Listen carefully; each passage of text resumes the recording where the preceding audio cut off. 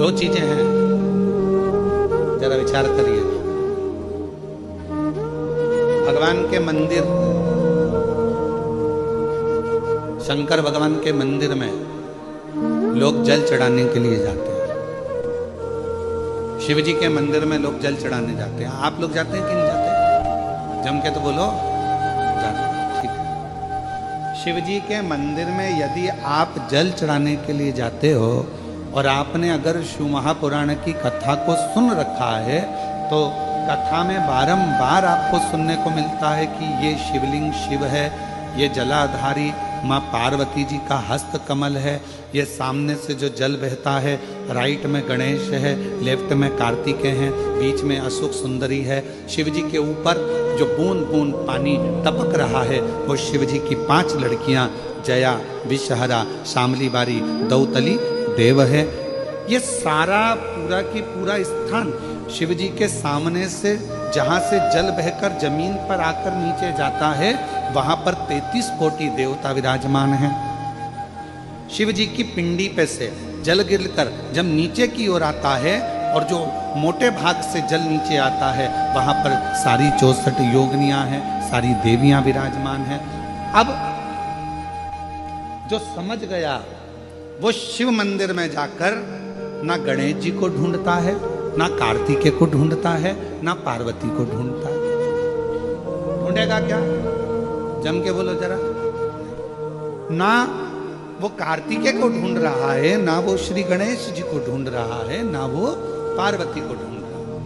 अब जिसके दिल में ही शिव नहीं बसा है, जो भगवान शंकर को जान ही नहीं पाया, वो मंदिर में जाकर क्या करता है? एक लोटा पानी लेगा, शंकर जी पे भी चढ़ा देगा, उसी पानी में से गणेश जी को भी चढ़ा देगा, उसी पानी में से पार्वती जी को भी चढ़ा देगा, उसी पानी में से कार्तिकेय जी को भी चढ़ा देगा। अरे भैया, अगर शिव महापुराण की कथा सुनी है तो शंकर की कथा में आता है, जहां शिवलिंग है, जहां शंकर विराजमान है, वहां जल पूर्ण समर्पित कर दो, सारे देवताओं में अपने आप पहुंच जाता है। उसको देना नहीं, को पहुंचाना नहीं पड़ता। और ये गलती बहुत सारे लोग करते हैं। आप लोगों से निवेदन है, शिव जी के मंदिर में अगर जल चढ़ाने जाना है आपको, तो पार्वती मैया को अलग से जल नहीं चढ़ाना, कार्तिकेय जी को अलग से जल नहीं चढ़ाना, गणेश जी को अलग से जल नहीं चढ़ाना।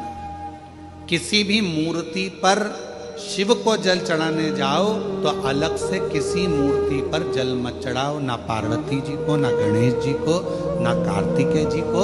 अगर जल चढ़ाना है तो केवल देव अधिदेव महादेव पर चढ़ाओ, वो जल सारे देवताओं तक अपने आप पहुंच जाएगा, उसको पहुंचाने की जरूरत नहीं है। चलो और सरल भाषा में समझ लो। तुम्हारे घर में तुलसी का पौधा है? हाथ उठाओ जरा, किस किस के यहाँ? सब लोग रख लो। ठीक है, रख लो। तुलसी के पौधे में पानी कौन कौन देता है? सब देते हो? ठीक है। पत्ते पे देते हो क्या? डाली पर देते हो क्या? मंजरी पर देते हो क्या? तुलसी में पानी कहाँ दिया जाता है? तुलसी की जड़ में। जड़ में पानी दे दिया तो वो तुलसी के पत्ते पत्ते में पानी पहुंच जाता है, मंजरी में पानी पहुंच जाता है, वृक्ष की जड़ में पानी दे दिया तो वो पानी सब दूर फल में, फूल में, डाली में, पत्ती में, सब जगह पर वो पानी पहुंच जाता है। उसी तरह जैसे जल जड़ में दिया जाता है, पानी जड़ में दिया जाता है, तो वो सब जगह पहुंच जाता है। उसी तरह शिव मंदिर में केवल शंकर भगवान पर जल चढ़ाया जाता है तो वो सब देवताओं तक पहुंच जाता है, सब देवताओं तक।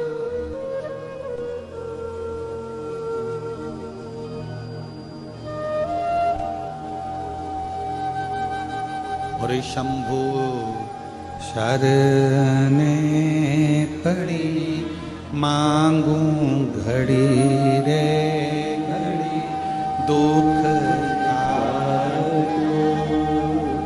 दया करी ने दर्शन दर्शन आपो शंभु शरण परि मांगो घड़ी रे घड़ी दुख काटो दया करी दर्शन आपो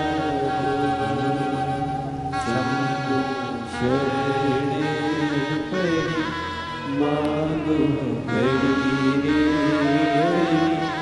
दुख काटो दया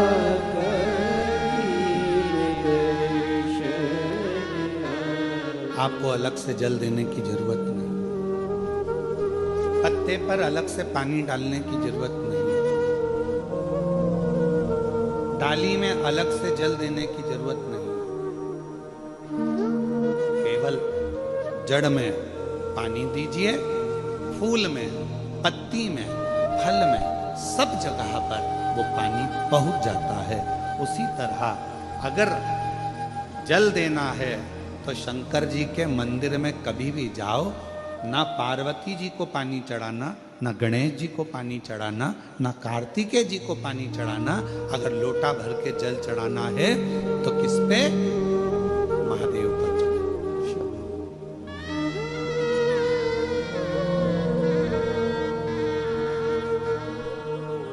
गलती तो नहीं करोगे? बोलो तो जम के। कहां जल चढ़ाओगे?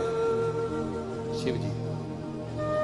अब कई लोग पार्वती जी कपड़े पहनी है, वस्त्र पहनी है तो भी पानी चढ़ा के चले जाते हैं, गणेश जी वस्त्र पहने हैं तो भी लोग पानी चढ़ा के चले जाते हैं, कार्तिकेय जी वस्त्र पहने हैं तो भी लोग पानी चढ़ा देते हैं। ये ठीक नहीं। शिव महापुराण में सीधी सीधी बात करी है, सारी समस्या का हल एक लोटा जल। अब जल कितना लेकर गई हो मंदिर के लिए? जम के बोलो, एक लोटा। अब सियोर वाला महाराज कह रहा है कि एक लोटा जल सारी समस्या का हल। तुम जल चढ़ाते चढ़ाते इतने दिन हो गए, तुम्हारी समस्या का हल क्यों नहीं हुआ? क्यों? क्योंकि तुम पूरा एक लोटा जल शिव जी को दे ही नहीं पा रही हो। आधा जल इधर चढ़ा दूं, आधा उधर चढ़ा दूं, आधा उधर चढ़ा दूं, आधा इधर चढ़ा दूं, तो तुम्हारा तो कहावत ही आदि हो गई कि आधा लोटा जल। तुम्हारी तो कहावत ही आती है।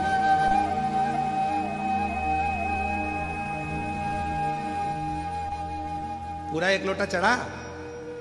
अरे बोलो तो जम के। नहीं चढ़ा, नहीं चढ़ा।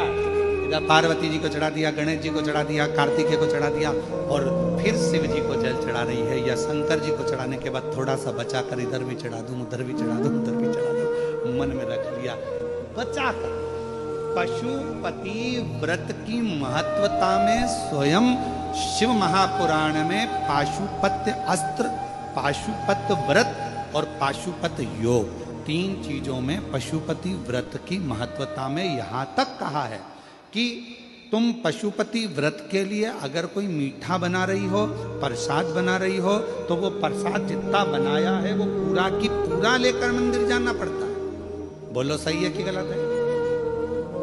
कढ़ैया में, भगोनी में जितना प्रसाद, हलवा बनाया, खीर बनाई, जितनी बनाई है सब लेकर जाओ, छोड़कर नहीं जा सकते।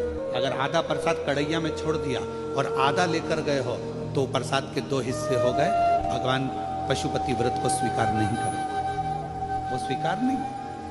बनाओ उतना जितना मंदिर में लेकर जाना है, बनाओ उतना जितना परमात्मा के दरवाजे पर लेकर जाना है।